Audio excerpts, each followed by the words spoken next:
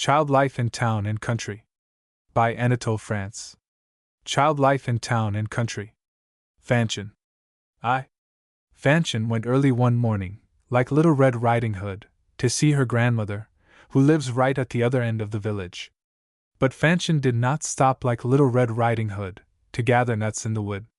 She went straight on her way, and she did not meet the wolf. From a long way off she saw her grandmother sitting on the stone step at her cottage door, a smile on her toothless mouth and her arms, as dry and knotty as an old vine stalk, open to welcome her little granddaughter. It rejoices Fanchon's heart to spend a whole day with her grandmother, and her grandmother, whose trials and troubles are all over and who lives as happy as a cricket in the warm chimney corner, is rejoiced too to see her son's little girl, the picture of her own childhood. They have many things to tell each other, for one of them is coming back from the journey of life which the other is setting out on. "You grow a bigger girl every day," says the old grandmother to Fanchon, "and every day I get smaller. I scarcely need now to stoop at all to touch your forehead. What matters my great age when I can see the roses of my girlhood blooming again in your cheeks, my pretty Fanchon?" But Fanchon asked to be told again, for the 100th time, all about the glittering paper flowers under the glass shade, the colored pictures where our generals in brilliant uniforms are overthrowing their enemies, the gilt cups, some of which have lost their handles, while others have kept theirs, and grandfather's gun that hangs above the chimney piece from the nail where he put it up himself for the last time, 30 years ago. But time flies, and the hour is come to get ready the midday dinner. Fanchon's grandmother stirs up the drowsy fire, then she breaks the eggs on the black earthenware platter. Fanchon is deeply interested in the bacon omelette as she watches it browning and sputtering over the fire. There is no one in the world like her grandmother for making omelettes and telling pretty stories. Fanchon sits on the settle, her chin on a level with the table, to eat the steaming omelette and drink the sparkling cider. But her grandmother eats her dinner, from force of habit, standing at the fireside. She holds her knife in her right hand, and in the other a crust of bread with her toothsome morsel on it. When both have done eating, "Grandmother," says Fanchon, "tell me the blue bird." And her grandmother tells Fanchon how, by the spite of a bad fairy, a beautiful prince was changed into a sky-blue bird, and of the grief the princess felt when she heard of the transformation and saw her love fly all bleeding to the window of the tower where she was shut up. Fanchon thinks and thinks. "Grandmother," she says at last, "is it a great while ago the blue bird flew to the tower where the princess was shut up?" Her grandmother tells her it was many a long day since, in the times when the animals used to talk. "You were young then?" asks Fanchon. "I was not yet born," the old woman tells her. And Fanchon says, "So, grandmother, there were things in the world even before you were born?" And when their talk is done, her grandmother gives Fanchon an apple with a hunch of bread and bids her, "Run away, little one, go and play and eat your apple in the garden." And Fanchon goes into the garden, where there are trees and grass and flowers and birds. 2. Her grandmother's garden was full of grass and flowers and trees, and Fanchon thought it was the prettiest garden in all the world. By this time she had pulled out her pocket knife to cut her bread with, as they do in the village. First she munched her apple, then she began upon her bread. Presently a little bird came fluttering past her. Then a second came, and a third. Soon 10, 20, 30 were crowding round Fanchon. There were gray birds, and red, there were yellow birds, and green, and blue. And all were pretty and they all sang. At first Fanchon could not think what they wanted. But she soon saw they were asking for bread and that they were little beggars. Yes, they were beggars, but they were singers as well. Fanchon was too kind-hearted to refuse bread to any one who paid for it with songs. She was a little country girl, and she did not know that once long ago, in a country where white cliffs of marble are washed by the blue sea, a blind old man earned his daily bread by singing the shepherd's songs which the learned still admire today. But her heart laughed to hear the little birds, and she tossed them crumbs that never reached the ground, for the birds always caught them in the air. Fanchon saw that the birds were not all the same in character. Some would stand in a ring round her feet waiting for the crumbs to fall into their beaks. These were philosophers. Others again she could see circling nimbly on the wing all about her. She even noticed one little thief that darted in and pecked shamelessly at her own slice. She broke the bread and threw crumbs to them all, but all could not get some to eat. Fanchon found that the boldest and cleverest left nothing for the others. "That is not fair," she told them. "Each of you ought to take his proper turn." But they never heeded, nobody ever does, when you talk of fairness and justice. She tried every way to favor the weak and hearten the timid, but she could make nothing of it, and do what she would, she fed the big fat birds at the expense of the thin ones. This made her sorry. She was such a simple child she did not know it is the way of the world. Crumb by crumb, the bread all went down the little singers' throats. And Fanchon went back very happy to her grandmother's house. 3. When night fell, her grandmother took the basket in which Fanchon had brought her a cake, filled it with apples and grapes, hung it on the child's arm, and said, "Now, Fanchon, go straight back home, without stopping to play with the village ragamuffins. Be a good girl always. Goodbye." Then she kissed her. But Fanchon stood thinking at the door. "Grandmother?" she said. "What is it, little Fanchon?" "I should like to know," said Fanchon, "if there are any beautiful princes among the birds that ate up my bread.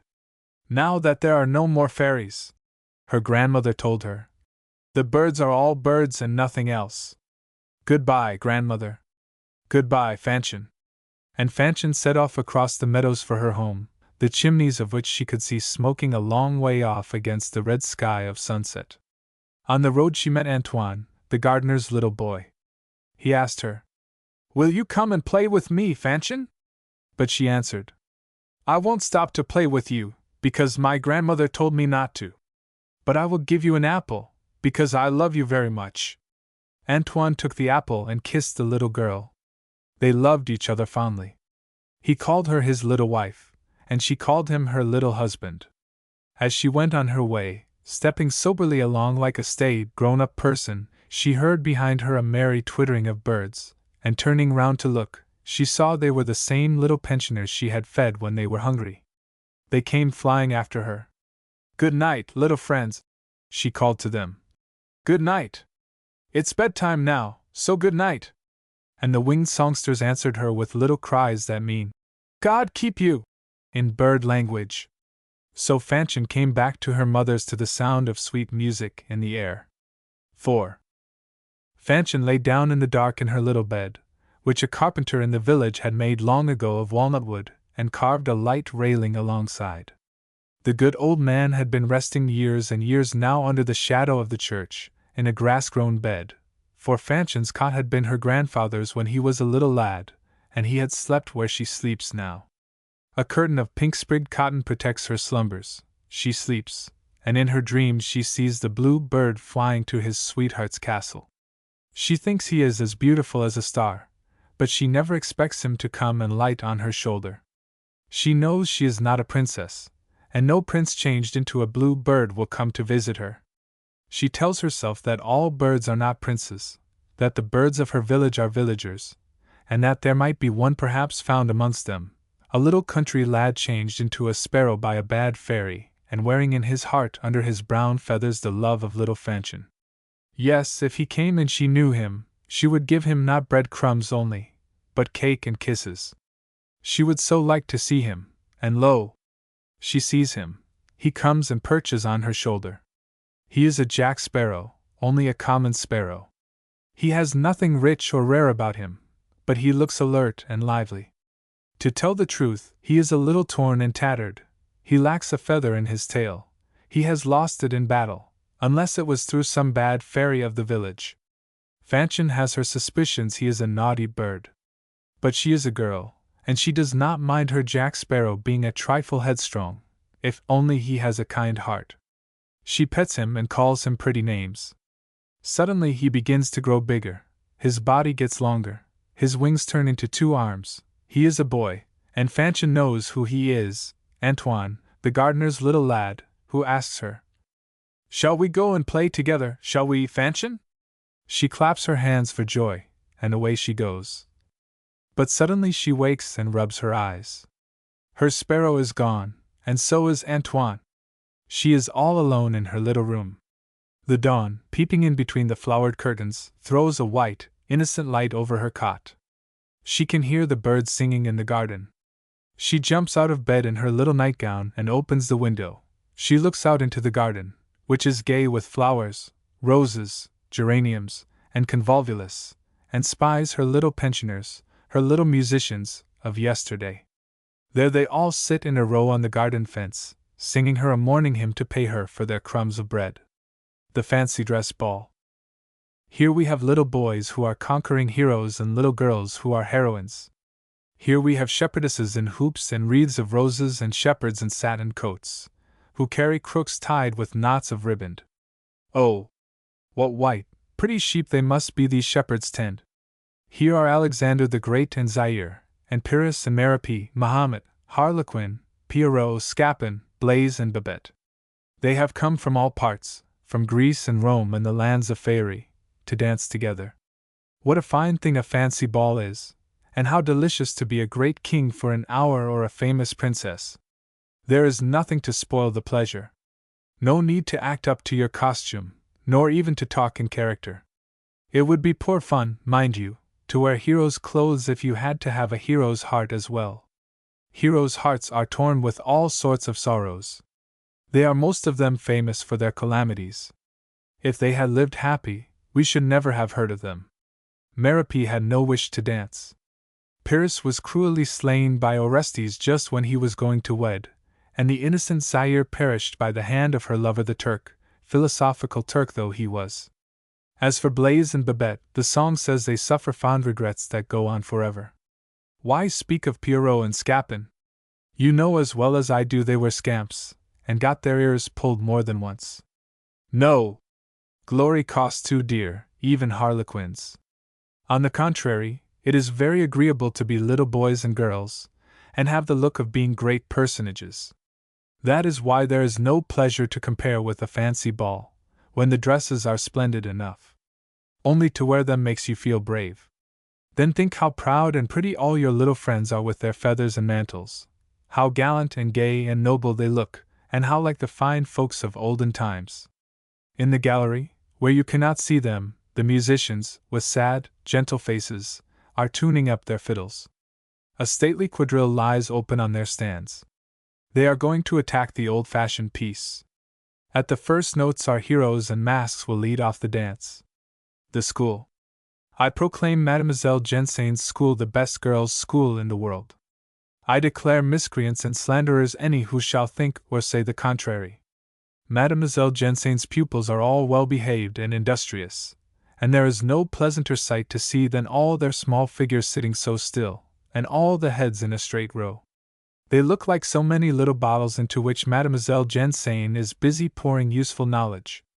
Mademoiselle Jensen sits very upright at her high desk. She has a gentle, serious face.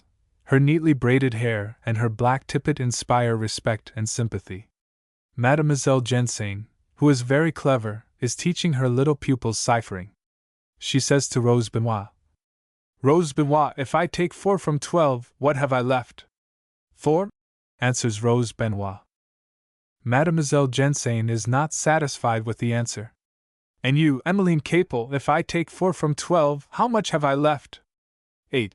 Emmeline Capel answers. "You hear, Rose Benoit, I have 8 left," insists Mademoiselle Jensen. Rose Benoit falls into a brown study. Mademoiselle Jensen has 8 left, she is told, but she has no notion if it is 8 hats or 8 handkerchiefs, or possibly 8 apples or 8 feathers. The doubt has long tormented her. She can make nothing of arithmetic. On the other hand, she is very wise in scripture history. Mademoiselle Jensen has not another pupil who can describe the Garden of Eden or Noah's Ark as Rose Benoit can. Rose Benoit knows every flower in the garden and all the animals in the ark.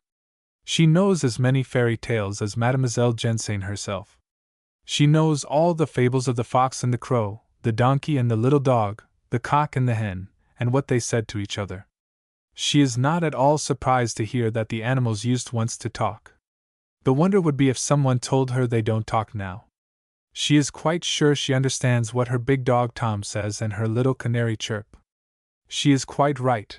Animals have always talked, and they talk still, but they only talk to their friends.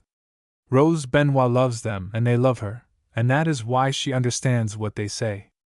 To understand each other there is nothing like loving one another.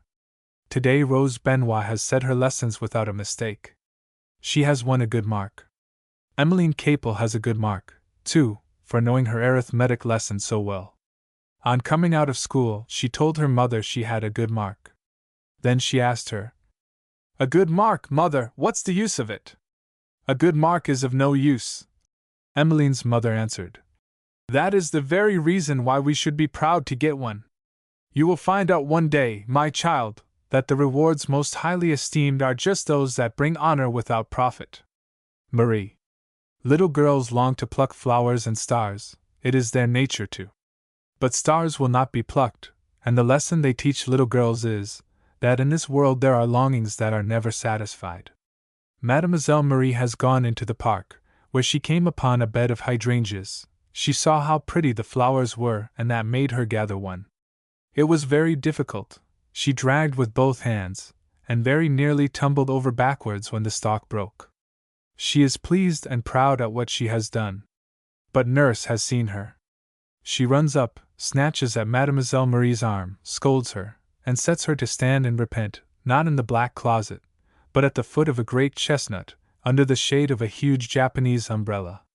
There Mademoiselle Marie sits and thinks, in great surprise and perplexity. Her flower in one hand and the umbrella making a bright halo round her, she looks like a little idol from overseas. Nurse has told her, "Marie, you must not put that flower in your mouth. If you do it when I tell you not, your little dog Toto will come and eat up your ears." And with these terrible words she walks away. The young culprit, sitting quite still under her brilliant canopy, looks about her and gazes at earth and sky. It is a big world she sees, big enough and beautiful enough to amuse a little girl for some while. But her hydrangea blossom is more interesting than all the rest put together.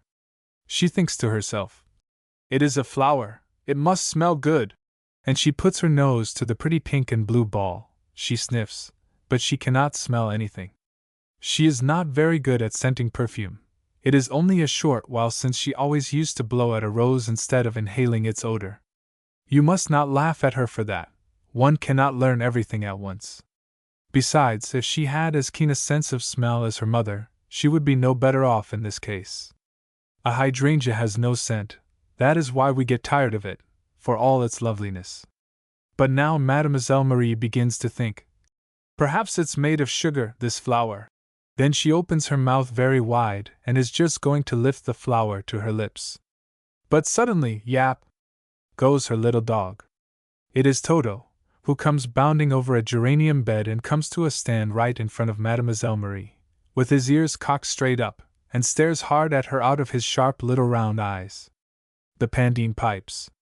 3 children of the same village, Pierre, Jacques, and Jean, stand staring, side by side in a row, where they look for all the world like a mouth organ or Pandine pipes, only with 3 pipes instead of 7.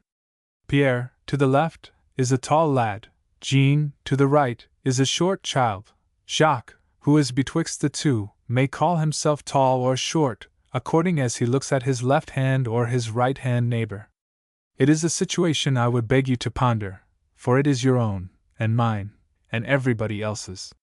Each one of us is just like Jacques, and deems himself great or small according as his neighbor's inches are many or few. That is the reason why it is true to say that Jacques is neither tall nor short, and why it is also true to say he is tall and he is short. He is what God chooses him to be. For us, he is the middle reed of our living Pandine pipes. But what is he doing, and what are his 2 comrades doing? They are staring, staring hard, all 3. What at? At something that has disappeared in the distance, something that has vanished out of sight, yet they can see it still, and their eyes are dazzled with its splendors. It makes little Jean clean forget his eelskin whiplash and the pegtop he has always been so fond of keeping forever spinning with it in the dusty roads. Pierre and Jacques stand stolidly, their hands behind their backs. What is the wonderful sight that has bewildered all 3? A peddler's cart, a handcart. They had seen it stop in the village street. Then the peddler drew back his oilcloth covering, and all, men, women, and children feasted their eyes on knives, scissors, popguns, jumping jacks, wooden soldiers and lead soldiers, bottles of scent, cakes of soap, colored pictures, and 1,000 other splendid objects. The servant wenches from the farm and the mill turned pale with longing. Pierre and Jacques flushed red with delight. Little Jean put out his tongue at it all. Everything the barrow held seemed to them rich and rare. But what they coveted most of all were those mysterious articles whose meaning and use they could make nothing of.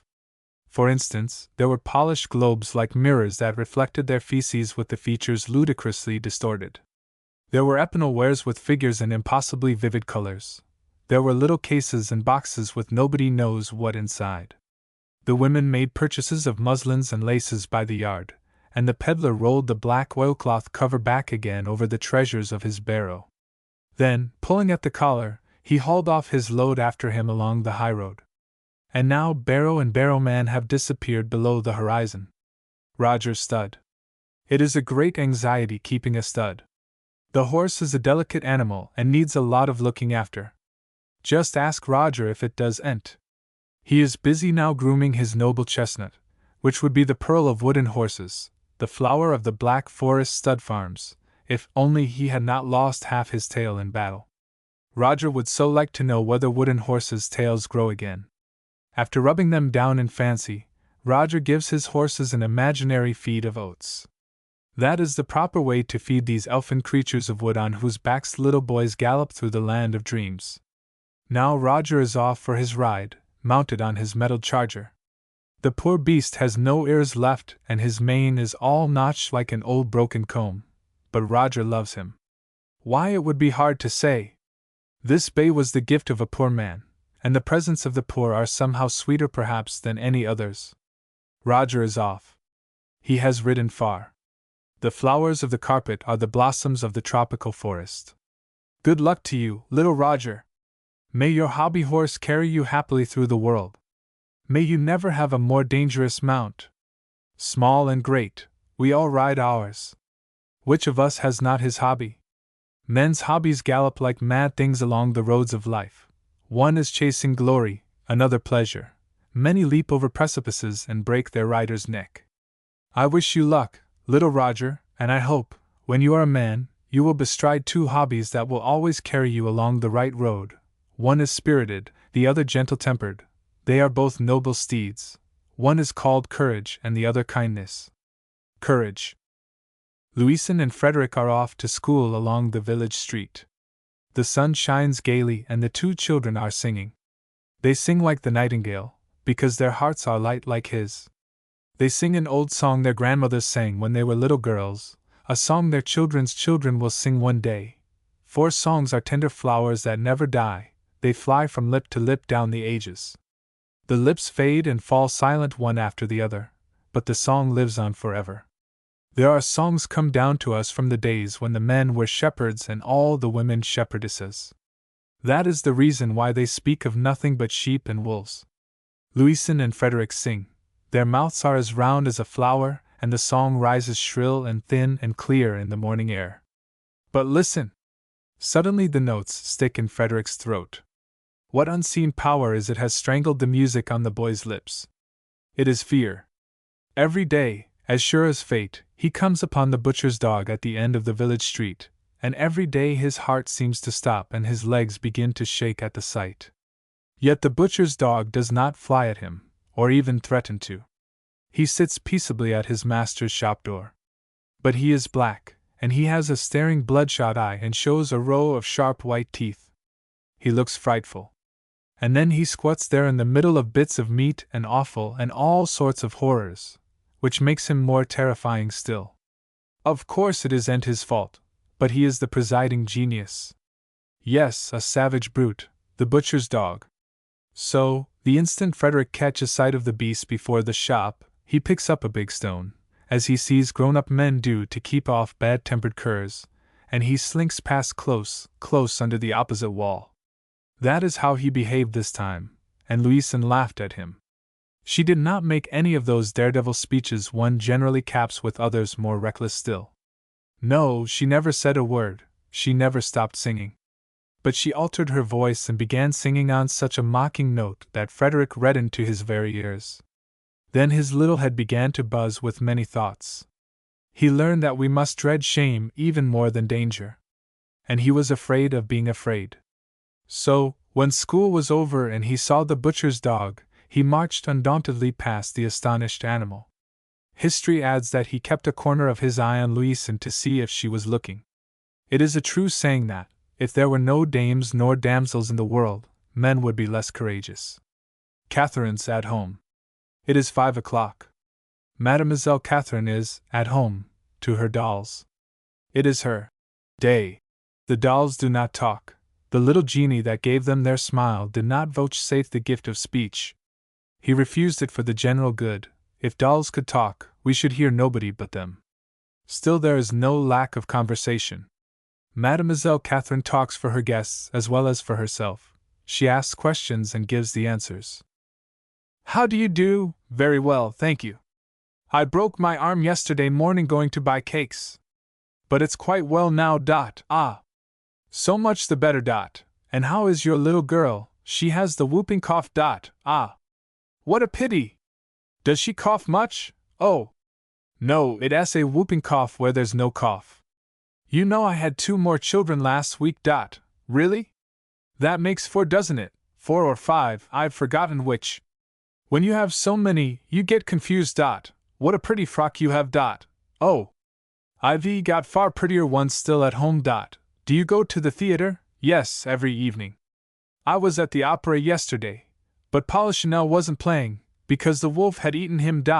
I go to dances every day, my dear. It is so amusing. Yes, I wear a blue gown and dance with the young men, generals, princes, confectioners, all the most distinguished people. You look as pretty as an angel today, my dear. Oh. It's the spring. Yes, but what a pity it's snowing. I love the snow, because it's white. Oh. There's black snow, you know. Yes, but that's the bad snow. There's fine conversation for you. Mademoiselle Catherine's tongue goes 19 to the dozen. Still, I have one fault to find with her. She talks all the time to the same visitor, who is pretty and wears a fine frock. There she is wrong. A good hostess is equally gracious to all her guests. She treats them all with affability, and if she shows any particular preference, it is to the more retiring and the less prosperous. We should flatter the unhappy. It is the only flattery allowable. But Catherine has discovered this for herself. She has guessed the secret of true politeness. A kind heart is everything. She pours out tea for the company, and forgets nobody. On the contrary, she presses the dolls that are poor and unhappy and shy to help themselves to invisible cakes and sandwiches made of dominoes. Some day Catherine will hold a salon where the old French courtesy will live again. Little sea dogs. They are sailor boys, regular little sea dogs. Look at them. They have their caps pulled down over their ears so that the gale blowing in from the sea and bringing the spindrift with it may not deafen them with its dreadful howling. They wear heavy woolen clothes to keep out the cold and wet. Their patched pea jacket and breeches have been their elders before them. Most of their garments have been contrived out of old things of their fathers. Their soul is likewise of the same stuff as their fathers. It is simple, brave, and long-suffering. At birth they inherited a single-hearted, noble temper. Who and what gave it them? After God and their parents, the sea. The sea teaches sailors courage by teaching them to face danger. It is a rough but kindly instructor. That is why our little sailor boys, though their hearts are childlike still, have the spirit of gallant veterans. Elbows on the parapet of the seawall, they gaze out into the offing. It is more than the blue line marking the faint division between sea and sky that they see. Their eyes care little for the soft, changing colors of the ocean or the vast, contorted masses of the clouds. What they see, as they look seawards, is something more moving than the hue of the waves or the shape of the clouds. It is a suggestion of human love. They are spying for the boats that sailed away for the fishing. Presently they will loom again on the horizon, laden with shrimp to the gunwales, and bringing home uncles and big brothers and fathers. The little fleet will soon appear yonder betwixt the ocean and God's sky with its white or brown sails. Today the sky is unclouded, the sea calm, the flood tide floats the fishers gently to the shore. But the ocean is a capricious old fellow, who takes all shapes and sings in many voices. Today he laughs. Tomorrow he will be growling in the night under his beard afoam. He shipwrecks the most handy boats, though they have been blessed by the priest to the chanting of the Te Deum. He drowns the most skillful master mariners, and it is all his fault you see in the village, before the cottage doors where the nets hang to dry beside the fish creels, so many women wearing black widow's weeds. Getting well. Germain is ill. Nobody knows how it began. The arm which sows fever is invisible like the dustman's hand, the old fellow who comes every night and makes the little ones so sleepy. But Germain was not ill very long, and she was not very bad, and now she is getting well again. This getting well is even pleasanter than being quite well, which comes next. In the same way, hoping and wishing are better, very often, than anything we wish for or hope for. Germain lies in bed in her pretty, bright room, and her dreams are as bright-colored as her room. She looks, a little languidly still, at her doll, which sleeps beside her own bed. There are sympathies that go deep between little girls and their dolls. Germain's doll fell ill at the same time as her little mamma, and now she is getting well with her. She will take her first carriage outing sitting by Germain's side. She has seen the doctor too. Alfred came to feel the doll's pulse. He is doctor. As bad as can be. He talks of nothing but cutting off arms and legs. But Germain asked him so earnestly that he agreed to cure her dolly without slashing it to pieces. But he prescribed the nastiest medicines. Illness has one advantage at any rate, it makes us know our friends. Germain is sure now she can count on Alfred's goodness, she is certain Lucy is the best of sisters. All the 9 days her illness lasted, Lucy came to learn her lessons and do her sewing in the sick room. She insists on bringing the little patient her herb tea herself. And it is not a bitter potion, such as Alfred ordered, no, it is balmy with the scent of wild flowers. When she smells its perfume, Germain's thoughts fly to the flowery mountain paths, the haunt of children and bees, where she played so often last year. Alfred too remembers the beautiful ways, and the woods, and the springs, and the mules that climbed up and up on the brink of precipices with a sound of tinkling bells. Across the meadows. After breakfast, Catherine started off to the meadows with her little brother Jean. When they set out, the day seemed as young and fresh as they were. The sky was not altogether blue, it was gray rather, but of a tenderer gray than any blue. Catherine's eyes are just the same gray, as if made out of a bit of morning sky. Catherine and Jean wander all by themselves through the fields. Their mother is a farmer's wife and is at work at home. They have no nursemaid to take them, and they don't need one. They know their way, and all the woods and fields and hills. Catherine can tell the time by looking at the sun, and she has guessed all sorts of pretty secrets of nature that town-bred children have no suspicion of. Little Jean himself understands a great many things about the woods, the pools, and the mountains, for his little soul is a country soul. Catherine and Jean go roaming through the flowery meadows. As they go, Catherine gathers a nosegay. She picks blue centauries, scarlet poppies, cuckoo flowers, and buttercups, which she also knows as little chicks. She picks those pretty purple blossoms that grow in hedgerows and are called Venus-looking glasses.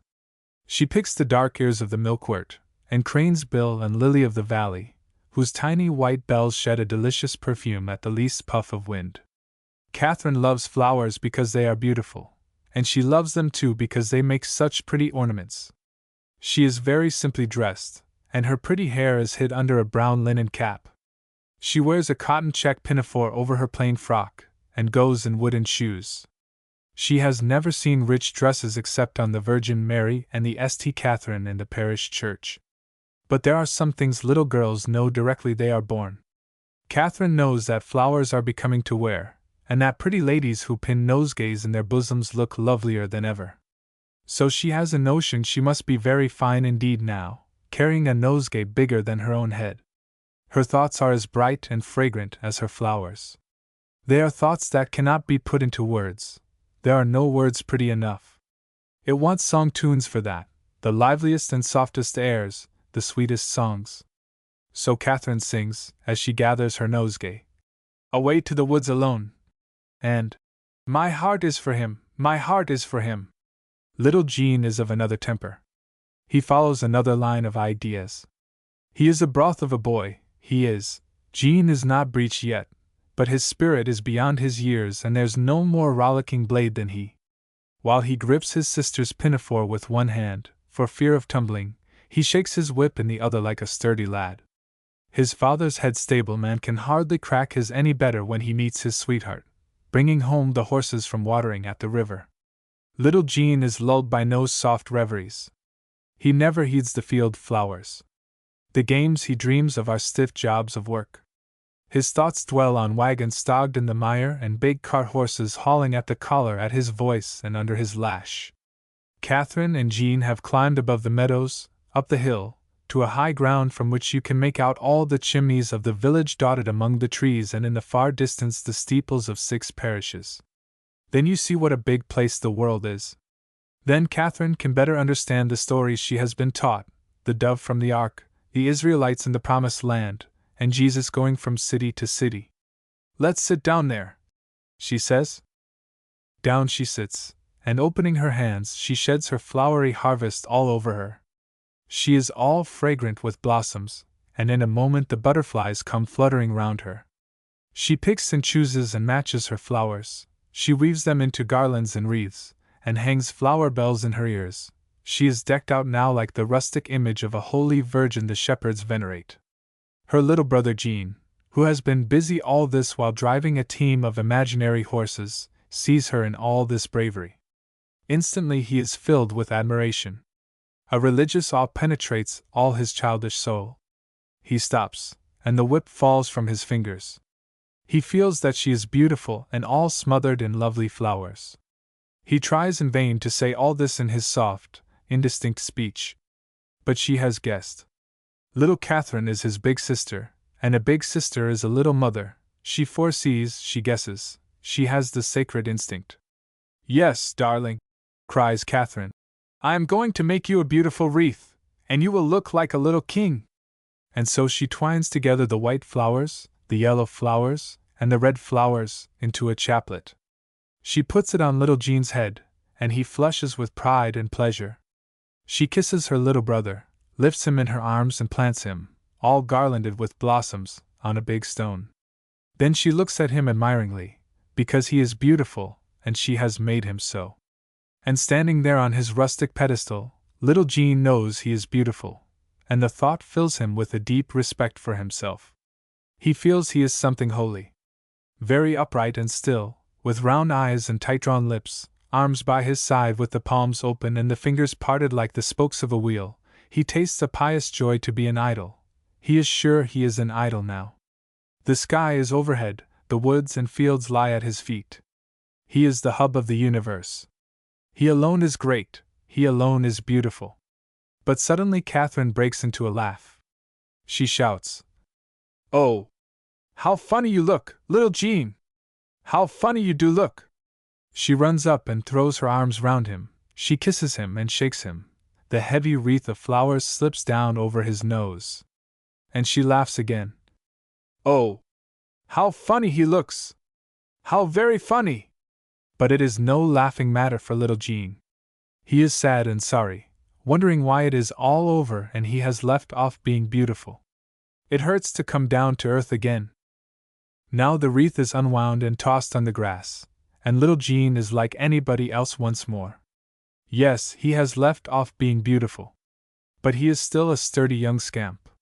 He soon has his whip in hand again, and now he is hauling his team of 6, the 6 big cart horses of his dreams, out of that rut. Catherine is still playing with her flowers. But some of them are dying. Others are closing in sleep.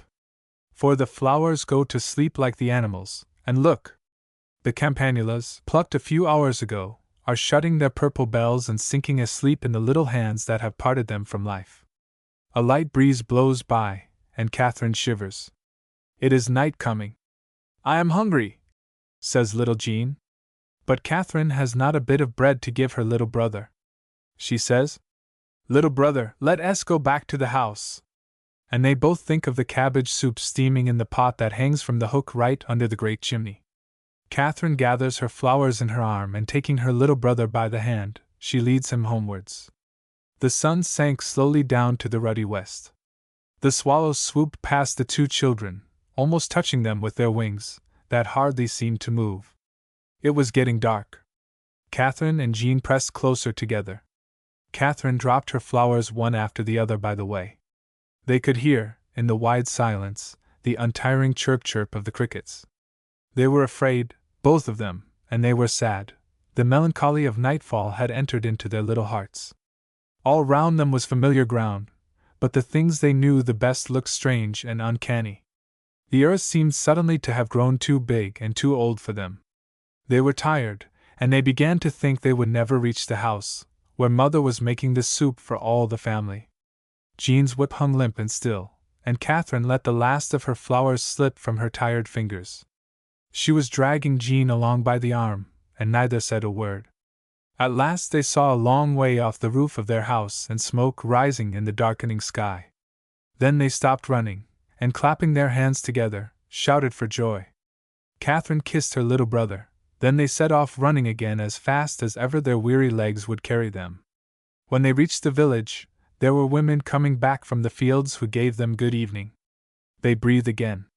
Their mother was on the doorstep, in a white cap, soup ladle in hand. "Come along, little ones, come along!" she called to them.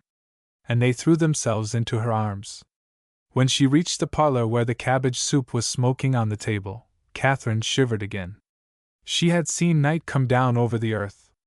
Jean, seated on the settle, his chin on a level with the table, was already eating his soup. The march passed. René, Bernard, Roger, Jacques, and Etienne feel sure there is nothing finer in the world than to be a soldier. Francine agrees with them, and she would love to be a boy to join the army. They think so because soldiers wear fine uniforms, epaulets and gold lace, and glittering swords. There is yet another reason for putting the soldier in the front rank of citizens, because he gives his life for his country. There is no true greatness in this world but that of sacrifice, and to offer one's life is the greatest of all sacrifices, because it includes all others. That is why the hearts of the crowd beat high when a regiment goes by. René is the general. He wears a cocked hat and rides a war horse. The hat is made of paper and the horse is a chair. His army consists of a drummer and 4 men, of whom one is a girl. "Shoulder arms! Forward, march!" And the march past begins. Francine and Roger look quite imposing under arms. True, Jacques does not hold his gun very valiantly. He is a melancholy lad. But we must not blame him for that. Dreamers can be just as brave as those who never dream at all.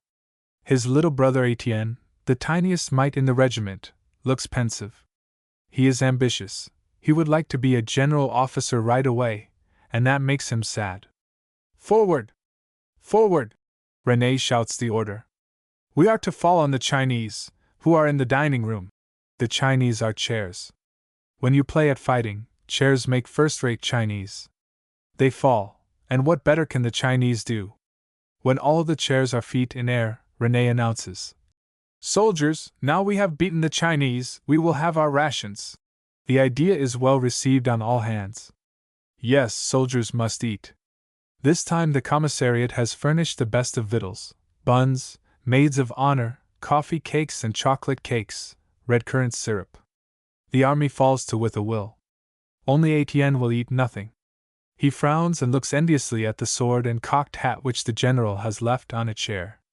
He creeps up, snatches them, and slips into the next room. There he stands alone before the glass. He puts on the cocked hat and waves the sword. He is a general without an army, a general all to himself. He tastes the pleasures of ambition, pleasures full of vague forecastings and long hopes. Dead leaves. Autumn is here. The wind blowing through the woods whirls about the dead leaves. The chestnuts are stripped bare already and lift their black skeleton arms in the air. And now the beeches and hornbeams are shedding their leaves. The birches and aspens are turned to trees of gold, and only the great oak keeps his coronal of green. The morning is fresh. A keen wind is chasing the clouds across a gray sky and reddening the youngster's fingers. Pierre Babet, and Jeanette are off to collect the dead leaves, the leaves that once, when they were still alive, were full of dew and songs of birds, and which now strew the ground in thousands and thousands with their little shriveled corpses. They are dead, but they smell good. They will make a fine litter for Riquette, the goat, and Recette, the cow. Pierre has taken his big basket. He is quite a little man. Babette has her sack. She is quite a little woman. Jeanette comes last, trundling the wheelbarrow. Down the hill they go at a run. At the edge of the wood they find the other village children, who are come to lay in a store of dead leaves for the winter. It is not play, this, it is work. But never think the children are sad, because they are at work. Work is serious, yes, it is not sad. Very often the little ones mimic it in fun, and children's games, most times, are copies of their elders' workaday doings. Now they are hard at it. The boys do their part in silence. They are peasant lads, and will soon be men, and peasants do not talk much. But it is different with the little peasant girls. Their tongues go at a fine pace, as they fill the baskets and bags. But now the sun is climbing higher, and warming the country pleasantly. From the cottage roofs rise light puffs of smoke. The children know what that means. The smoke tells them the peas soup is cooking in the pot. One more armful of dead leaves, and the little workers will take the road home. It is a stiff climb. Bending under sacks or toiling behind barrows, they soon get hot, and the sweat comes out in beads. Pierre, Babette, and Jeanette stop to take breath.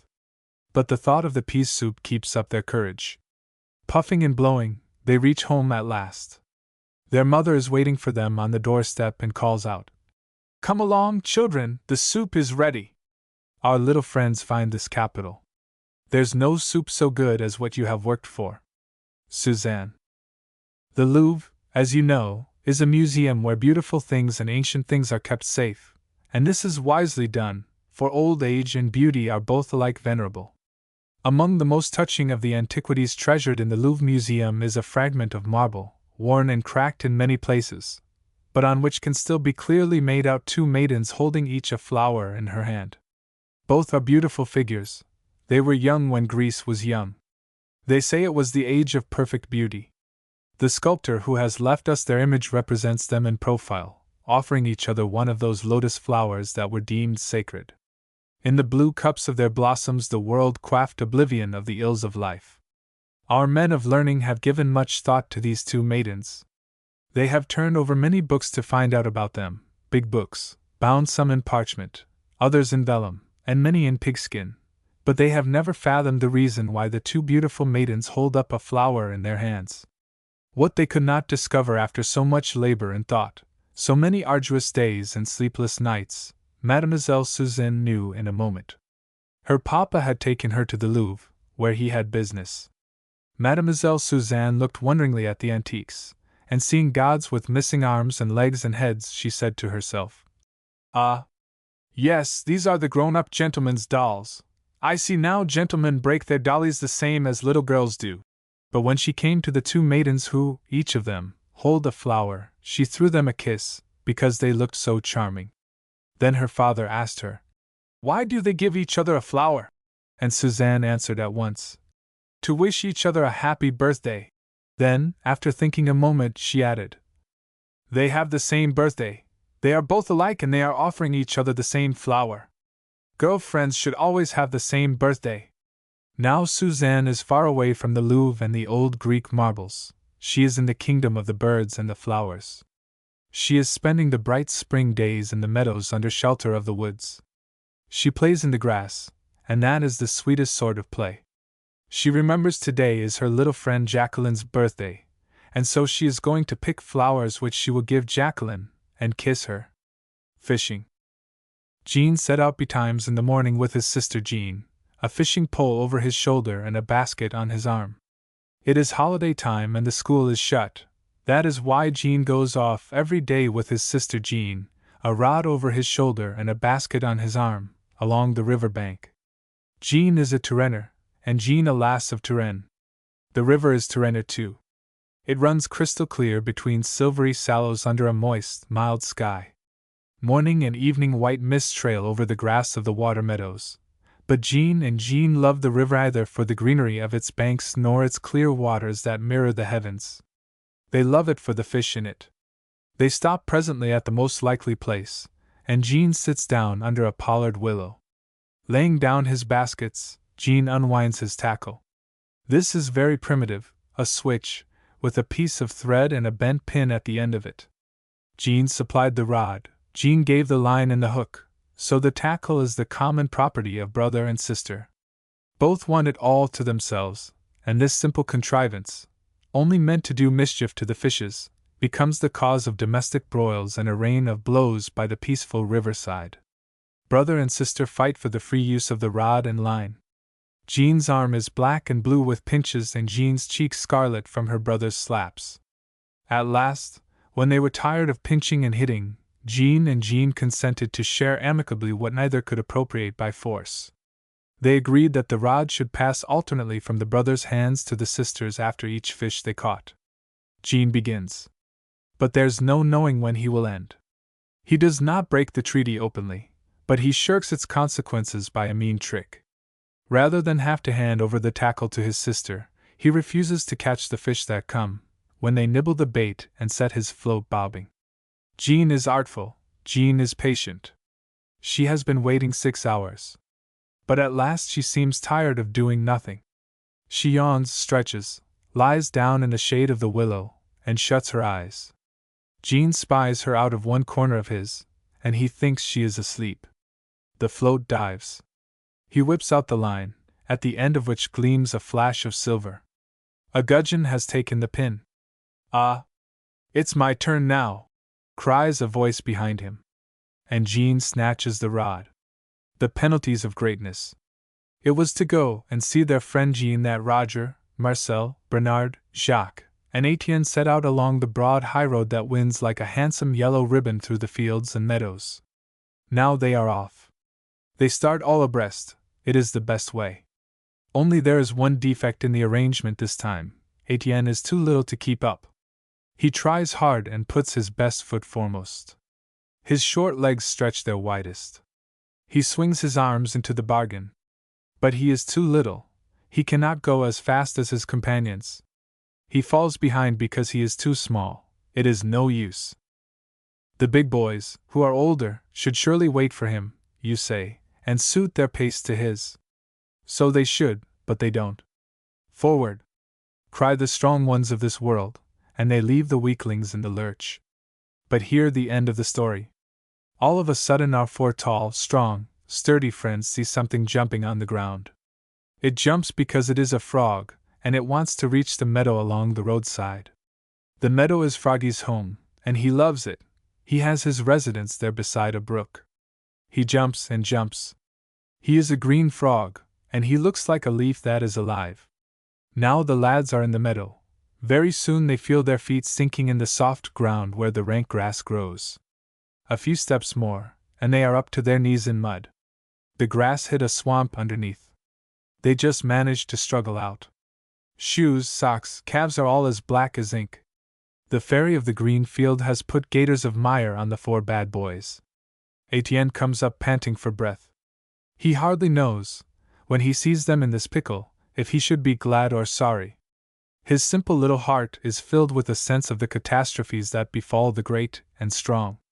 As for the four muddy urchins, they turn back piteously the way they came, for how can they, I should like to know, how can they go and see their friend Jean with their shoes and stockings in this state? When they get home again, their mothers will know how naughty they have been by the evidence of their legs, while little Etienne's innocence will be legible on his sturdy little stumps. A child's dinner party. What fun it is playing at dinner parties! You can have a very plain dinner or a very elaborate one, just as you like. You can manage it with nothing at all. Only you have to pretend a great deal then. Therese and her little sister Pauline have asked Pierre and Martha to a dinner in the country. Proper invitations have been issued, and they have been talking about it for days. Mamma has given her two little girls good advice, and good things to eat, too. There will be nougat and sweet cakes, and a chocolate cream. The table will be laid in the arbor. If only it will be fine! Cries Therese, who is 9 now. At her age, one knows the fondest hopes are often disappointed in this world, and you cannot always do what you propose. But little Pauline has none of these worries. She cannot think it will be wet. It will be fine, because she wants it to. And lo! The great day has broken clear and sunny. Not a cloud in the sky. The 2 guests have come. How fortunate! For this was another subject of anxiety for Therese. Martha had caught a cold, and perhaps she would not be better in time. As for little Pierre, everybody knows he always misses the train. You cannot blame him for it. It is his misfortune, not his fault. His mother is unpunctual by nature. Everywhere and always little Pierre arrives after everybody else. He has never in his life seen the beginning of anything. This has given him a dull, resigned look. The dinner is served. Ladies and gentlemen, take your places. Therese presides. She is thoughtful and serious. The housewifely instinct is awaking in her bosom. Pierre carves valiantly. Nose in the dish and elbows above his head, he struggles to divide the leg of a chicken. Why, his feet even take their part in the tremendous effort. Mademoiselle Martha eats elegantly, without any ado or any noise, just like a grown-up lady. Pauline is not so particular. She eats how she can and as much as she can. Therese, now serving her guests, now one of them herself, is content, and contentment is better than joy. The little dog Jip has come to eat up the scraps, and Therese thinks, as she watches him crunching the bones, that dogs know nothing of all the dainty ways that make grown-up dinners, and children's too, so refined and delightful.